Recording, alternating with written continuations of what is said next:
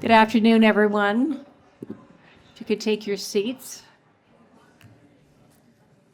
What a marvelous congregation we are this morning, this afternoon. I'm thrilled to have you all here. I must admit, I opened the curtains this morning and looked out and thought it was going to be us and 3 other people here today. But we've been so lucky that you're such a perseverant crowd, and of course we shouldn't be surprised. This is home to the art of Canada, and Canadians are hardy people, and so here we are all together. I'm going to start with a land acknowledgement. The McMichael Canadian Art Collection is located on the territory of the Mississauga of the Credit, traditional lands of the Ojibwe, Anishinaabe, and Huron-Wendat people. And if you, on your way up here from the lobby, you will have gone by a mural composed by Bonnie Devine, who's a leading scholar, artist, teacher here in Toronto, and she created the mural and inset into it Wendat ceremonial pipes that were excavated from a village of probably some 3,000 people.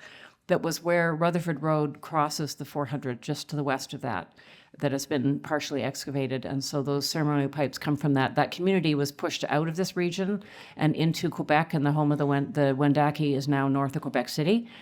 But the Indigenous history here is very, very near, and of course very near and dear to us. The Carrying Place Trail at the bottom of our bluff was a 4,000-year-old at least trading route linking Georgian Bay and the Lake Ontario region. And so you find bits of Mexican turquoise in these archaeological digs, which really gives one pause about how much we know about the past. We're thrilled to do this show with Derek. Derek, I've known your work for probably 20-some years. I remember getting to know Derek's work through the exhibitions at Jessica Bradley Art and Projects. Wonderful shows and intriguing shows and subtle, brain-teasing shows.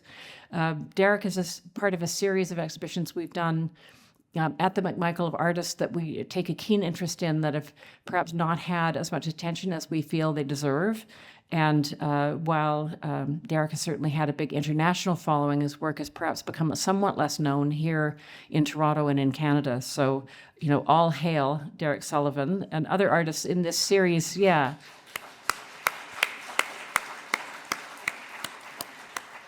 Need to do better at supporting our own artists in this town.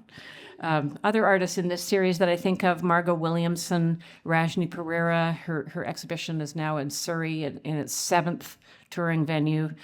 Jen Aitken did a wonderful residency with us. Marie-Claire Blais from Montreal. Marije Katengebanza, also from Montreal. Alexa Hatanaka, who was in the Thompson Shack this summer. We like to think that the contemporary artists at the McMichael kind of put the heart paddles to history. There are these continuities between the legacies we hold dear here of the Group of Seven and other artists of that vintage in Canada, but we want to root those traditions, let them be the seedbed for thinking about art today. And certainly Derek's show is all about landscape, our relation to landscape, to belonging, to memory, all those things that are part of our relationship to the land, as we will find out. Thank you to our donors who have allowed us to take on this challenge. Among them, Leslie Stowe and Jeffrey Scott, who are the publication sponsors. Robin and Malcolm Anthony, big champions of contemporary art in Toronto. Steve Wilson and Michael Simmons. I think Steve is with us today, but I don't think Michael is here. Sue and Bill Kidd, Donna and Bob Poyle, Shanitha and Gerald Sheff, Michelle Kerner and Kevin Doyle, Susie and Vaughn Kololian, Anushka Freiby and Scott Connell. I think Anushka and Scott are both here. Carol Weinbaum and Nigel Schuster, also in attendance and big champions. Pam Dinsmore and Robert Desjardins. I always get confused with the pronunciation because of Ian, my predecessor here as the director of McMichael, Robert Desjardins, and Margaret McNee. And as people in the audience will know that know the Toronto art scene, these people are real heroes, persistently being generous, being supportive, being responsive to the contemporary artists in this city. Thanks also to our lenders. The AGO, Julian Cox and Adam Welch, moved miracles to allow us to borrow the suite of 6 works that you'll see. It's the major suite in the show.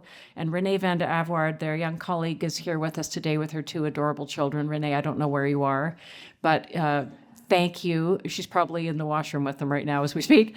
Thank you so much for your generosity. There's so much that we can't do at the McMichael as home to the art of Canada without the help of our larger museum colleagues that make available their holdings to us. So we're deeply grateful for that. Susan Hobbs, who is both a lender and the dealer who represents Derek Sullivan, is here. And just a fantastic ally for any artist to have. She's a wonderful representative of her artists and has just a great gallery down on Tecumseh. If any of you have failed to darken her door, you must hasten thence. Scotiabank, Robin McCallum and Vanessa Runyons made it possible for us to borrow a very important piece for the show, and also, once again, Leslie Stowe and Jeffrey Scott. So thanks to all of them. And just to say before I turn it over to my colleague, John Gagan, the show is really a tale of a kind of improbabilities, because who would have thought that, King Township would be the home of the avant-garde? But, however many years ago it was, 55 years ago, the collector family Davidson hosted Richard Serra and his then companion Joan Jonas, a formidable artistic presence in her own right, to come and mess around in his potato field, which they did. And we're going to find more about that piece that they made together. But we are, really proud to be activating culturally this part of Ontario north of the 401. It's like, this is sort of like our mascot, that shift is in the landscape up here, is like saying important things happen up here culturally. They're important legacies we need to protect. And I know that the members of the King Historical Society are here today, and God bless you. We need to make sure that this is safe. I'm seeing nodding heads as we move forward. Yes, woohoo, indeed. Because it's very vulnerable, It's not everyone who can see the beauty and merit of slabs of concrete set into the landscape. That is not, there's nothing you're going to hang over the sofa. So, we're taking you there. This is also a tale of 2 artists today. Derek, of course, with his very thoughtful, scholarly, careful practice in drawing, but also of Serra himself. And the intersection between these 2 imaginations is totally fascinating to me. And obviously it has been very, very engaging for John Gagan, who is our associate curator here at the McMichael with me. We are partners in crime in all things. I think you've been here with us just almost 2 years now? 2.5. 2.5, okay, almost 3 years. Good, we're getting there. And is a wonderful speaker, as you will find out, is a marvelous writer. It's John that kind of masterminded this beautiful book, as you'll see, and also designed it. So, it's a bit of a Chinese acrobat over there, doing all good things for the McMichael. He's in charge of most of the acquisitions that we do here, working with people on taking things in from their collections, and also working with me on identifying things we want to bring into the collection. So really an extraordinary colleague, formerly worked with Inuit Art Quarterly. Art Canada Institute has been around and about, but I hope we've snagged him for good. So there we go. And Derek Sullivan is a contemporary visual artist and OCAD University associate professor based in Toronto. I'm only reading because I don't want to miss any of the good bits. His multidisciplinary practice spans drawing, sculpture, bookworks, and installation, engaging critically with the legacy of modernist art and design. His works often interrogate familiar forms and genres, exploring the intersections between artistic disciplines. Sullivan received his BFA from York University, also north of the 401, in Toronto, and his MFA from the University of Guelph. Solo exhibitions include The Book Lover at the Dunlop Art Gallery Regina, Albatross Omnibus at the Power Plant in Toronto, The Missing Novella at the Oakville Art Galleries, Bulletin Board at White Columns in New York, and More Young Americans at Kiosk in Ghent, Belgium. Sullivan has been nominated 5 times for the prestigious Sobey Art Award and was shortlisted in 2012. His works are in the collections of the National Gallery of Canada, the Archival of Ontario, Oakville Galleries, Art Gallery of Guelph, Agnes Etherton Art Center, Art Gallery of York University, and now happily 2 of the works that you'll see in this show are in the collection of the McMichael. So we were thrilled to bring his work into the collection and to have you here with us, Derek. Thank you so much for all the hard work you did in helping us to make this show, and over to 2 of my favorite men. Okay.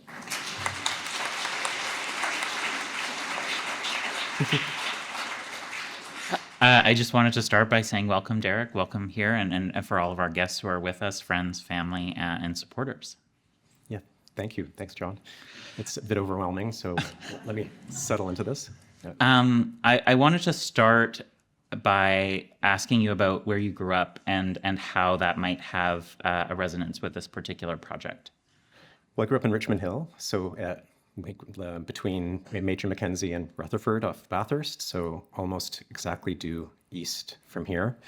And did all of my studies in this area. And so kind of growing up, there was this sort of strong orientation when you grew up in the suburbs. You were kind of orienting yourself to the city of Toronto, taking the GO bus down to the city, and it kind of created this sort of focus to the kind of music that you're interested in, or the galleries you were interested in. It kind of involved a kind of decades of sort of not looking at this particular space, and that condition was sort of the starting point for this project, which kind of came about. Should I just go right in? Yeah, it came about in. Just at the start of just before the pandemic, I was thinking about, I'd heard a lot of stories about friends who would go to the American Southwest to see these very iconic pieces of land art in the desert, and I'd never been. I'd always been, I felt like I should see them, and I was always very interested in them. And I found myself more interested in hearing people's stories about getting to them or the things that were happening around them necessarily than when you actually got to see the work themselves. And I thought, oh, that could be an interesting project for a year to kind of go and start to investigate and try to track the things around the work.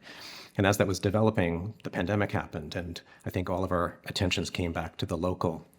And it really revealed this blind spot that I had from the place that I grew up, that kind of understanding this myopic kind of where you're from and looking away from it, because 11 kilometers from where I was born is a notable piece of land art by an American artist, and I had never even thought to go and look at it. Yeah. So we'll kind of dive in more into the work, but I wonder if we could talk a little bit about your kind of process in getting there. And I wonder if York University is not a good place to orient. We both are graduates of York. And I wonder if you could talk about your experience there, but also your kind of experience of the physical place of York, which is very distinct. Yes. Yeah. I mean, York University is a university that was built in the 1960s, so it represented at the time the architecture of that era. And by the time I went in the 90s, it had expanded and expanded and had been added to. So buildings of one generation had been kind of fully enclosed by buildings of other generations. It was kind of like going to school in a bus station at a time. And it was actually quite hard to kind of get settled in it as a place. I think the art community that the students fostered actually really helped to do that. But you would kind of move from building to building and kind of come up against things that had been designed by certain buildings at certain times that did not make sense anymore. Like this particular, the Scott Library Complex was this kind of modernist podium, brutalist building that had multiple exits to keep us from students taking over the building. But then they built another era of buildings on top of it. And I really started to get drawn to the kind of tactical way that students can really wreck an architect's program, where they find other possibilities within it.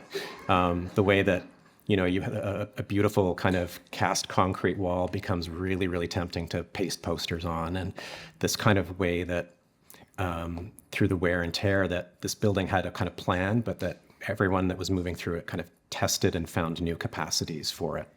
And often those were the things that helped to make it feel less like a bus station and more like a place that we could kind of be. Yeah.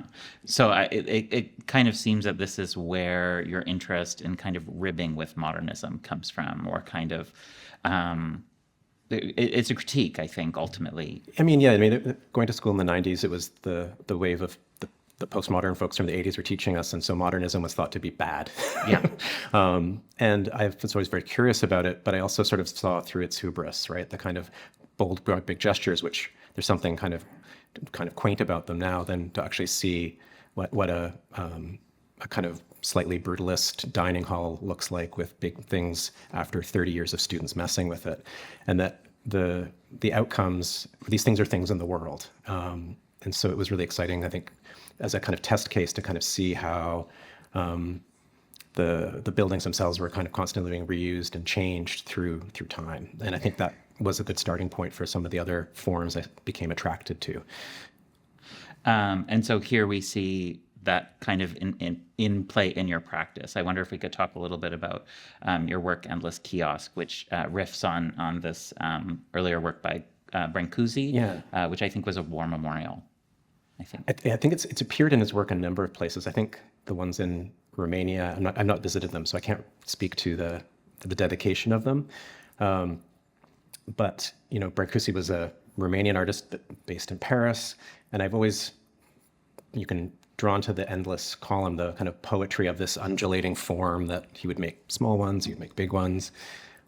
This kind of idea that they endlessly extend metaphorically into the sky, or as I think Carl Andre said, it also extends into the ground.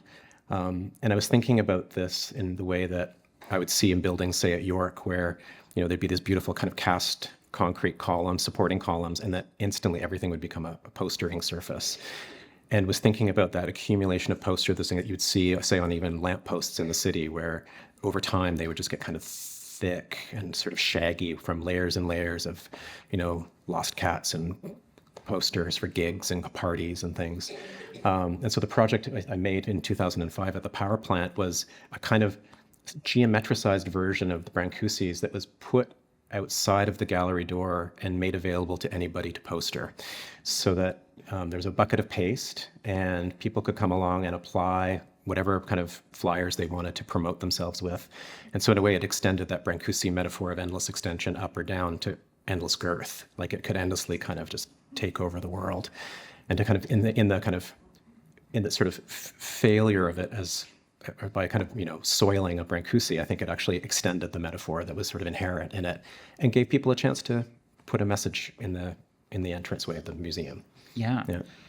Sarah mentioned that, kind of looking back at modernism is a big part of your project, and another part is an engagement with books. And I wonder if we could talk about these two earlier works as well, Books Wanted and Stack.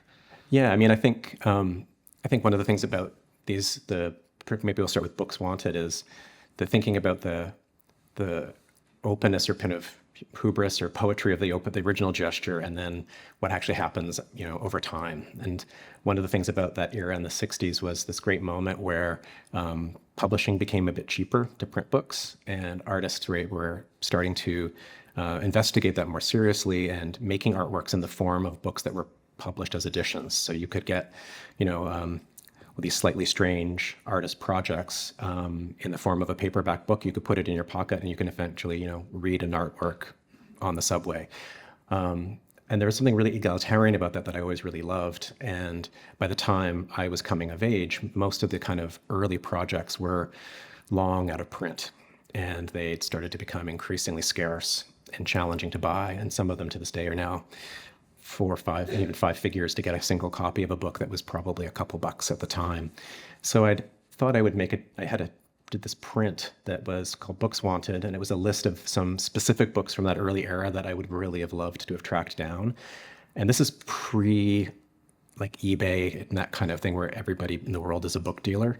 And I thought that maybe I could, get the spaniels out and sort of flush some out of the forest edge. That was our phone number for many years, and I never got a single call for it, fortunately. To this day, I don't have any of those books. But one of them in particular that struck me was this catalog that of the works at the time. It was done in 1976, the year I was born, and it was for the American artist Donald Judd, who was quite famous for repeating forms in metal and plexiglass and these kind of minimalist sculptures. though I kind of like them when they get all fingerprinted and messed up. But I remember years ago going into a bookstore and seeing this thing, and it looks like a really like Donald Judd object. It's like this bright orange cover with his name in solid black on the top, and it's really kind of sort of telephone book size thing. And I remember asking the person at Balfour Books if I could have a look at it, and she brought it out, and I was really excited. It's super comprehensive. There's reproductions in here I'd never seen, and I said, "Oh, I'd love to take this. How much is it?" And she said, "Oh, it was over $1,000 at that point," and which was utterly impossible at the time. And it was sort of strange to see this book that had made this kind of move from an exhibition catalog that's made to be accessible to this kind of rarefied, difficult to access object. But there's something about the memory of that and I wanting to have it that kind of struck me when I was loading a photocopier about a week later, that bundle of 8.5 by 11, 500 sheets of paper was about the same proportion. So I started to make fakes. And I'd had the idea that I would make these fake decoys, and that maybe if people wanted to buy them, eventually I could build up enough cash to buy one of the originals, which never happened, and it kind of took off on its own accord. But the work Stack, which I incorporated 3 of my fake books onto a plywood base that is reminiscent of a Donald Judd sculpture. It's also a little nod to book collectors, because if you're like a really serious first editions person, you'd buy 2 copies, one that you would read because you actually love the book, and the one that you would never read and keep perfect. And so this one has 3, which is like 1 point too far. Yeah. And it becomes even more like a Judd sculpture because of the repeated repetition. form. Yeah. And books were also at the kind of center of your project at the power plant. I wonder if you could talk through that as well. Yeah, I mean, I'm someone who has always made books and made drawings. And so when I had the opportunity to make the exhibition at the power plant in 2011, we made publishing a central part of the project. We calculated that the exhibition was going to be open to the public for 52 days. And so I decided that for the exhibition, I would research, design, and publish a different book for every day the exhibition was open to the public. So I kind of burned out on every good and not good idea I'd ever had for a book in that period to kind of create the suite of 52 books. And we launched them one a day. So it was a bit like the toy at McDonald's, where you kind of would come and that one would be available. But at the center of it was this room that had these warehousing ladders, where if you wanted to access any of the books, you could, but you'd have to be a bit heroically move this around, loudly click it in place, climb the ladder, and then reach up and kind of perform your reading for anyone else who was watching. And so the show had a lot of these sort of physical nods to how do we, the physicality of reading and the kind of commitment that we have to put into reading. And I was always, at the time, I was really interested. It felt like a lot of exhibitions had very, very long videos in, like where they would demand 6 hours of time or more. And I thought that this could be a kind of analog way, a kind of mischievous way to kind of make a work that had that kind of duration into it. Like you could move this around and go through it, but most people probably would only get that little fragment. And you and I share a background in publishing, and both were tasked with a specific publishing duty. I wonder if you could talk about that a little bit. Yeah. And how it informs work like this. Yeah, I mean, the drawings that you see here are of about a standard size, and the drawings that are in the exhibition are of that size. I've been working on the same since 2005, and early on I was thinking of them like posters. I still call them poster drawings. I was interested in that kind of rhythm, on the subway platform, right? You see the frame, and every week you go down and there's a different message in it. And so it was a structure for making a drawing project where I could kind of change based on the things I was interested in at different times. And in 2011, 2012, though I took a job switch and I worked for Underline Studios, a graphic design firm, as a production coordinator. And I wasn't a designer, but I was there to do all the coordination that goes around publication, which suited me perfectly fine.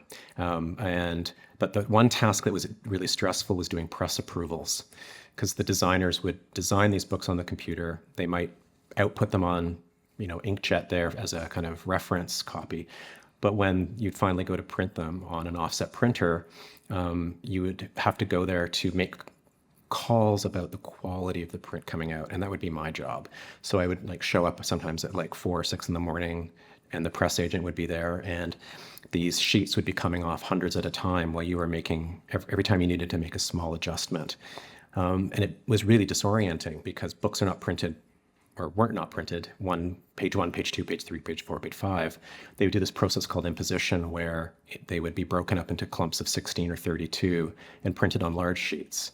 And so you would have these instances where, although in a book's design, page 1 and page 16 feel like they're 15 pages apart, they're like attached cousins on these particular sheets. So it was always really exciting to go and see this design that everyone in the studio had been really editing and very familiar, and it was totally destabilized and put out of order. And all of these relationships that weren't obvious became revealed.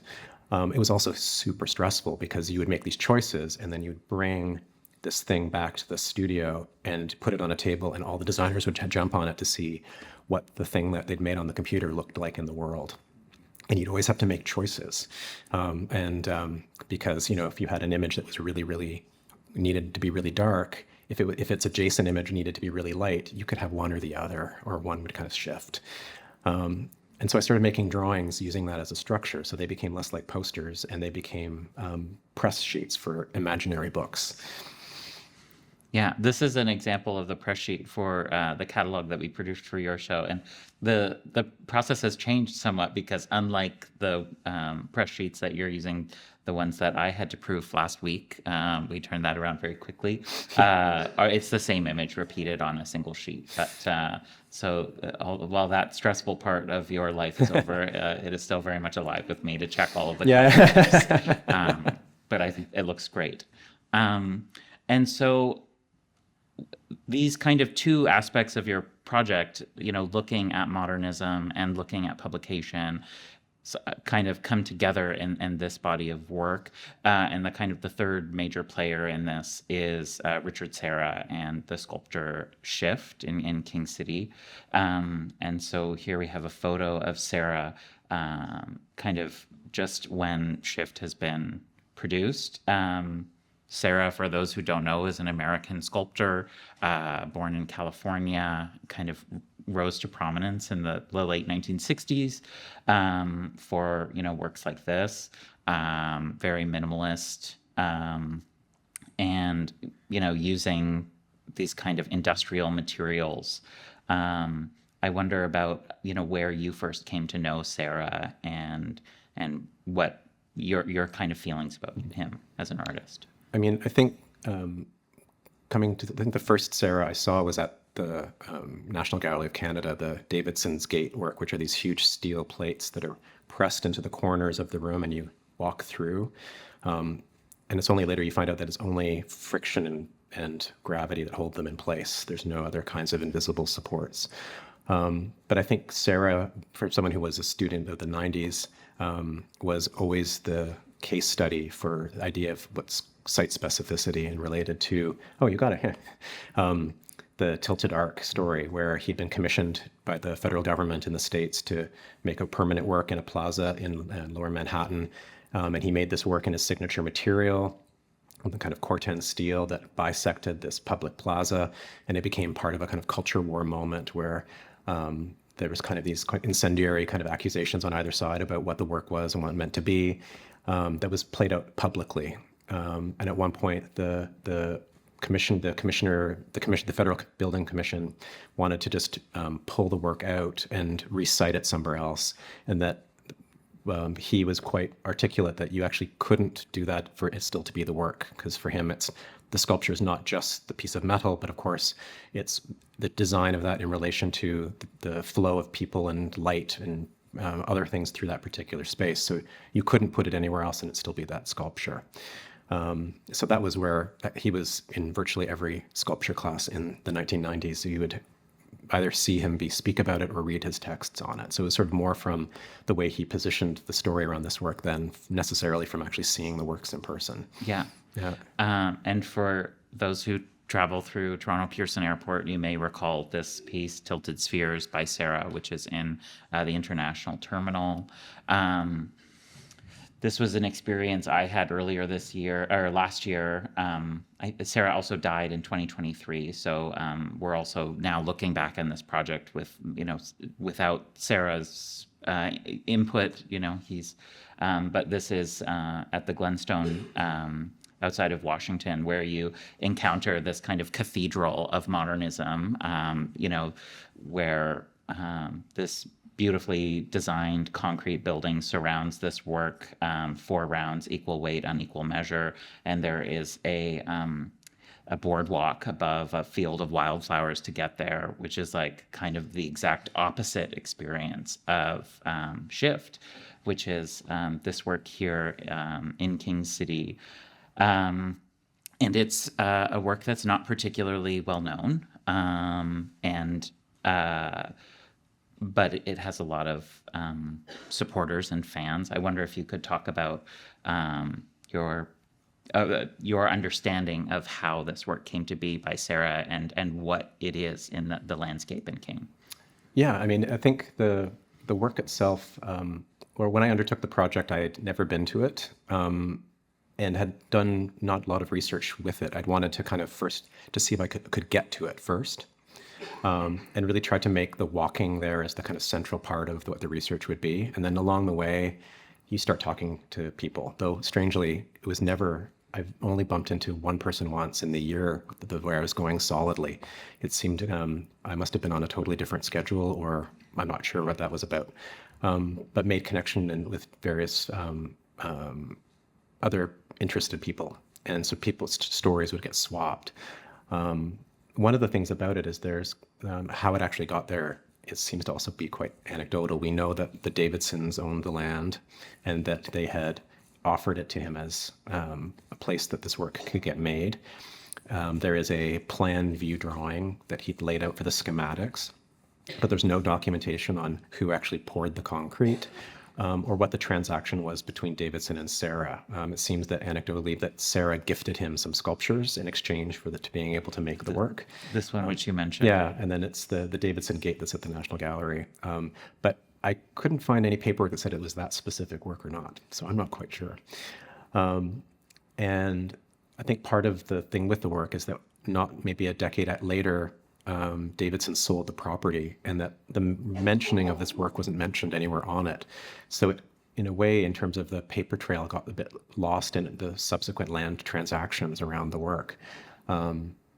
It's kind of there now. I guess it's a bit of a feral sculpture. Like, it's kind of not really tended as an artwork would be tended by a museum. The land was a farmer's field at the time, and it's still farmed to this day. It bears the scars of tractors kind of, dragging along the side of it. And you can kind of still see to this day that, like, when I would visit in the winter, you could see the cross-country ski paths or the footpaths, that it is a landmark and it is a destination, but at the same time, it doesn't exist like a public park or anything like that. Like, it is tricky to get there.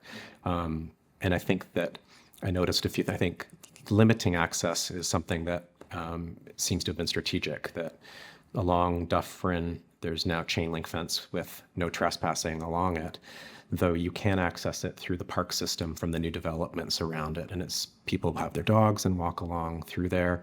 Though still to get to it, you go through swamps, but people have made very charming footbridges out of construction debris. It's very mosquito-y in the summer, so you have to bring a lot of bug spray. It's not conventionally accessible. Yeah. And for those who have not visited, Shift is these kind of 6 concrete walls that kind of zigzag through this field. And they're poured concrete. And I think the idea is that they start flat with the ground, and then, as an elevation is measured with a string, they drop down 5 feet. So there are almost these like triangles in the ground that follow the natural hills of this Oak Ridge moraine landscape. Right? Yeah, and it's an eccentrically shaped field, and because of the moraine, there's like the grades are quite complex, and so the concrete walls really are almost like these like broken dotted lines that kind of sharply delineate and show you how the land is moving around it. So it kind of restates the contours. And because as you're walking along it, it also makes you very conscious of the fact that you are descending. So this image here at the very bottom edge, that the top of the wall sits at grade. And as you descend, it's probably about 6 feet tall at the bottom edge. And you can really sort of feel yourself kind of descending down the hill in a way that you might not have noticed if the walls hadn't been there. Yeah. And so this work is, I think, conceived in 1970 and then probably finished by 1972. And in that period, we're seeing other artists here, Michael Heiser with the work Double Negative, where he's kind of carved into the natural landscape. Of course, Robert Smithson's Spiral Jetty, and Nancy Holt's Sun Tunnels coming kind of just after this. But to some historians, among these works, they would also announce Shift.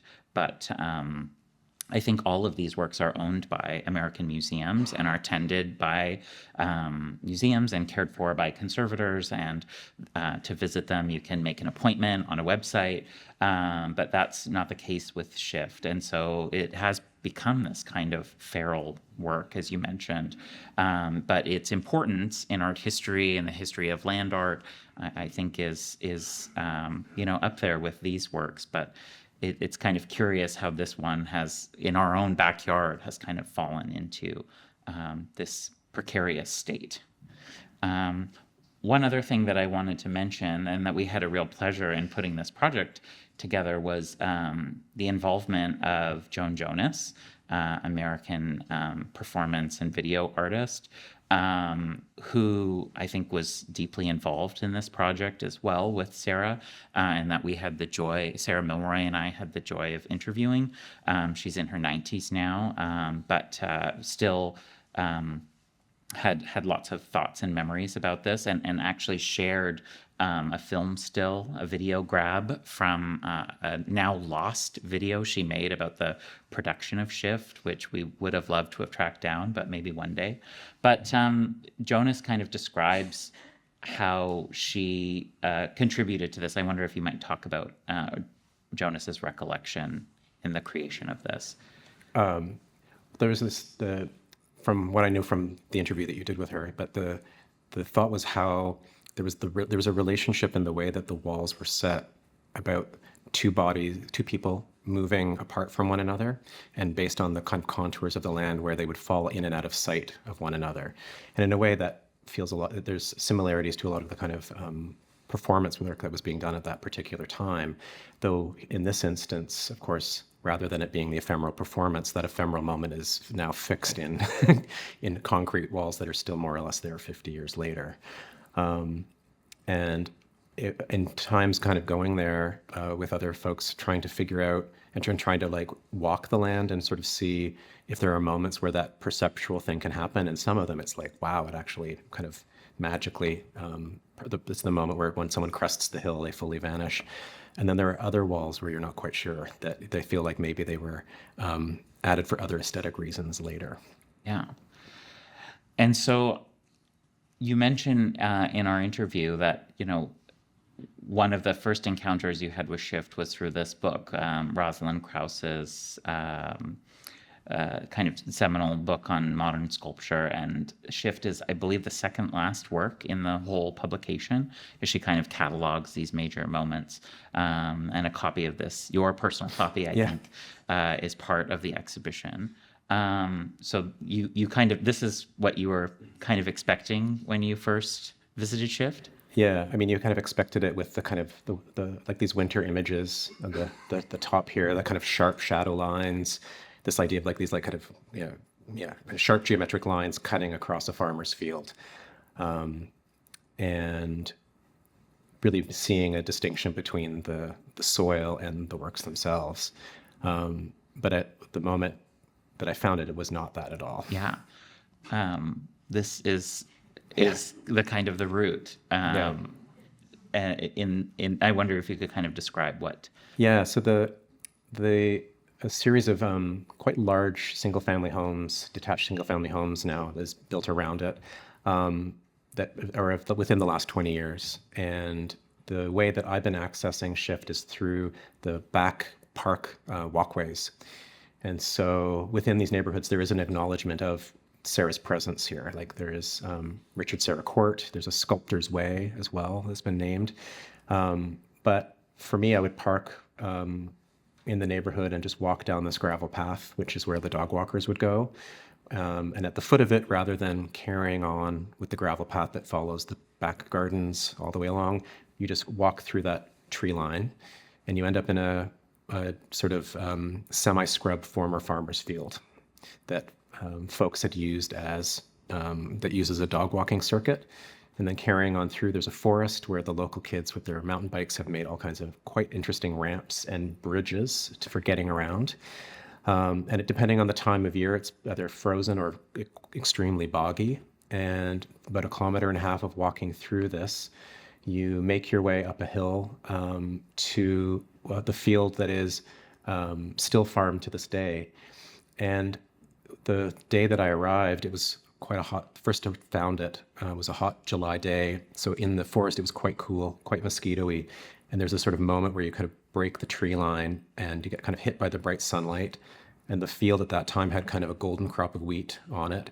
And all along the concrete wall was a row of herons that kind of looked at me and then took off. And it was only probably 6 months later, this was probably 5 months later in November, where you could kind of see further into the swampy woods, the kind of colony of the herons that are living nearby. And so for me, the visiting was quite interesting because that sharp concrete line, of course, wasn't there. But one of the qualities of it, and maybe it's the local flora and fauna's equivalent of postering things at York, is that it created this interesting microclimate against the sculpture. So it got hotter earlier in the season, but it also kind of created the conditions of like a forest edge. And so there's like kind of low, certain grasses, but lots of like small shrubs, a lot of like different berry bushes, both introduced species and local species. And so it actually becomes this like habitat corridor running through the center of the field. So though you don't at this time of year see the sculpture, it actually is having this quite a big impact in terms of extending pathways across the agricultural area. Mm-hmm. And the condition of this, here's another one, you see and you mentioned a little bit the condition of the sculpture. Yeah, I can't imagine what it would, the person who farms this, how frustrating it must be, because it's already an eccentrically shaped field. And anytime they want to push back the margins, they're not only doing it around the perimeter of the field, but having to go into this zigzagging sculpture. And one of the times we went there and they had pulled up everything against it and had impacted it a number of times. It really looked like something from like a kind of circa 1917 Western Front kind of thing. But interestingly, even within a year, everything they pulled back grew back. It's the kind of Sisyphean kind of thing with farming there, right? And I think in some ways, I wonder if Serra was offered this field because it was the crankiest for the farmers. Like, yeah. And it started deteriorating, I think, a little bit, being, concrete that's out in, Canadian winter for 55 years now. So you've recorded that. A lot of these images appear in a vitrine in your exhibition. And then you've made this work, which, what I find fascinating is that it doesn't really look at shift, but around shift. Yeah. And I wonder if we could talk a little bit about some of the elements and maybe starting with the text in the background. Yeah, I mean, I think when I started the project, I wasn't quite sure how I was going to record what I found. But within the first few visits, I had kind of fallen into a routine of using my phone to take a lot of snapshots, but also just in a notebook, writing down and noting the things that were being noticed. And at a certain point, the kind of critical mass of these notes, I started to realize that, it was these maybe these ephemeral moments around the work that I might start to kind of crystallize into this experience of visiting this work for an entire year. And so I started the project of setting it up as a printer pages for a book, but of course the book didn't yet exist. And it doesn't really exist. And the texts themselves are at different moments in time. And so the book is kind of in the process of still coming into formation, but here you kind of get these fragments of things that are noticed. Each of the panels, though, has a kind of piece of, the texts relate to things I was noticing in person, and each of them, though, has a kind of, some kind of piece of printed material that I discovered along the way that kind of focused or revealed certain aspects of it. Like at one point I was thinking about relationships to other fields and remembering going to the Lollapalooza 1994 concert in Barrie in an open field and thinking about field use. So that ticket appears in one, or the ad asking for interlocking flagstones and concrete, because there's no record of who cast Shift, but there's a lot of people working in construction industry in that area, and thinking about what that history might have been and who there might still be in the area. And so this kind of paper ephemera with these like ephemeral notes kind of came together. And then each drawing has the cast shadow of a piece of plant life that was growing up against the work itself. So then the drawings become a kind of analog to the units of the sculpture. So it's not quite a book. It's a giant mural that maybe I brought it back to the design studio and they're trying to figure out how their design turned out. But I also kind of wanted it to be kind of an open prompt as well. This kind of red-blue zigzagging line is, it's not meant to be kind of definitive. It's really just a kind of documentation of this particular 12 months that I was spending going regularly to that location. Mm-hmm. And these are some of your photos of the wildlife there, which as someone with seasonal allergies kind of makes me shudder. But it's really fascinating that it's created this microclimate, this kind of austere, very modernist thing has now created this plant life. I think is quite ironic, but also really fantastic. Yeah, and so much of it too is as probably seeds that were deposited from birds resting on it. Yeah, right. Birds like this, as you mentioned, the heron.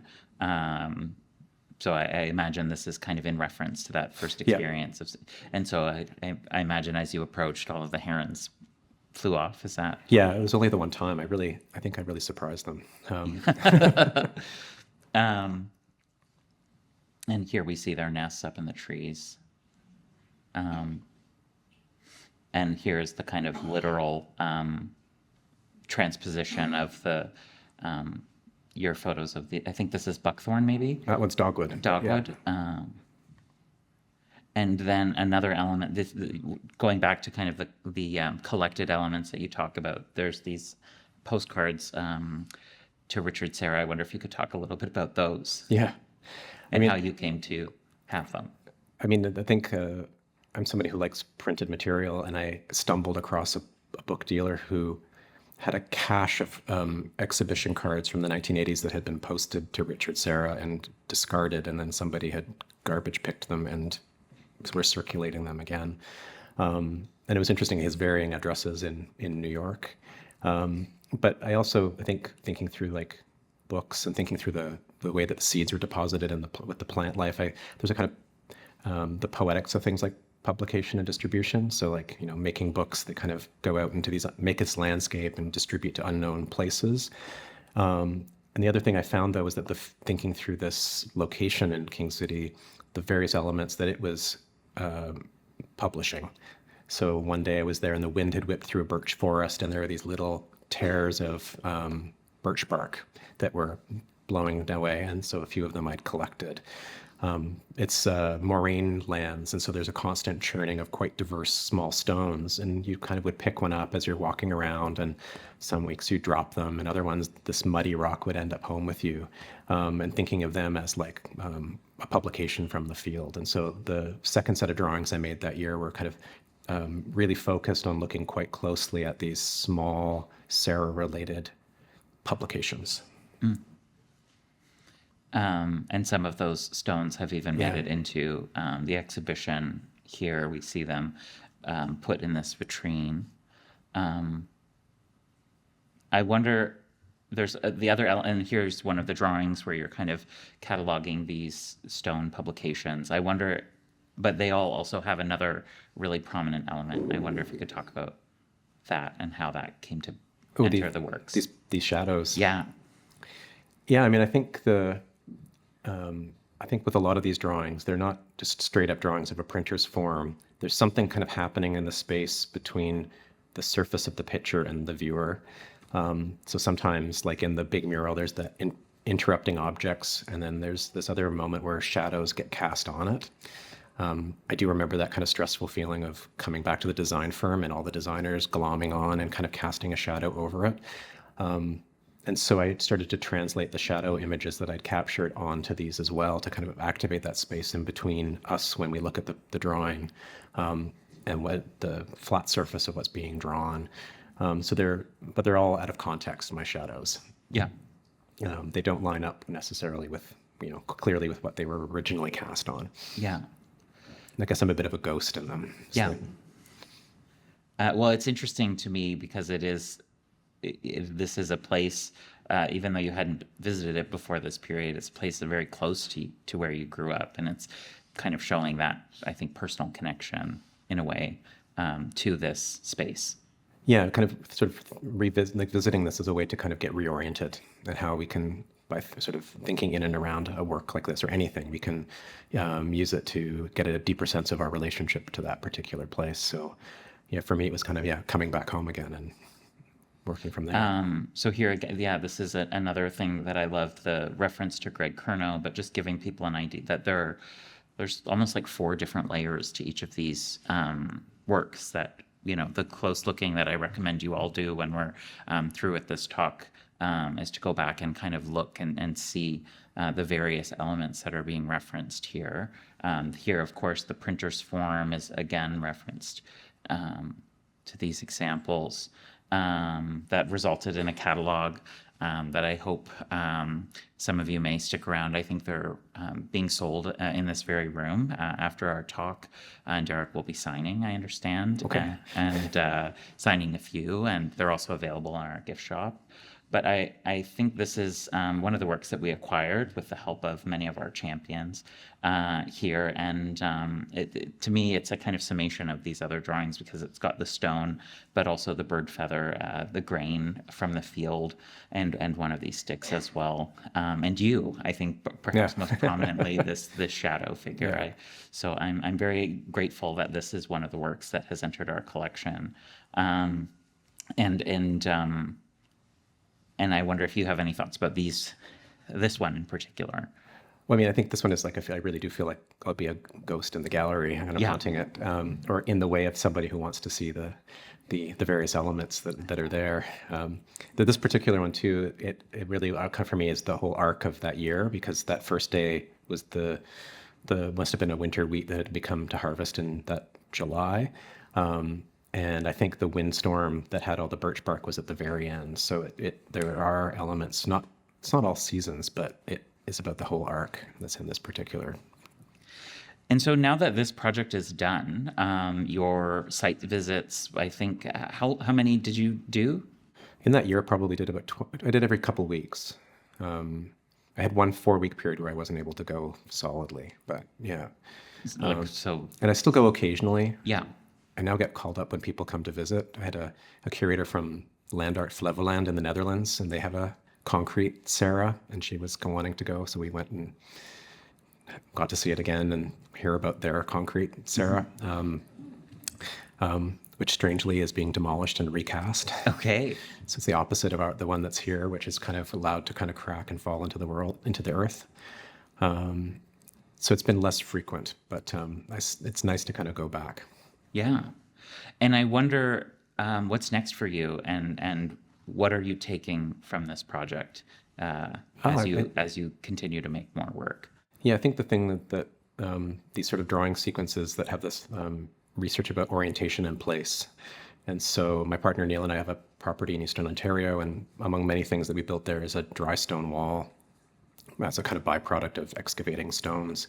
And sort of now sits strangely in this field as this like obstacle, and sort of how can this now become a thing to think with? How can we get oriented around this? So using a similar method, but thinking through that relationship to that particular place. And I also, for a year afterwards, similarly did a study of the back alley of my house in Toronto. But on a much smaller scale, the kind of coming and goings of the multi-unit apartment houses next to me, but all kind of framed through the structure, the pane structure of the window.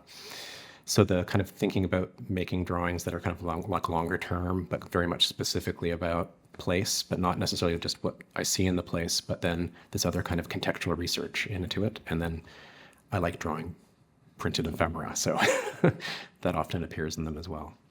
Well, fantastic. I can't wait to see the new work that has come about this. I want to thank you for joining us today and thank the audience for being so engaged. Thanks, John. Yeah, thank you.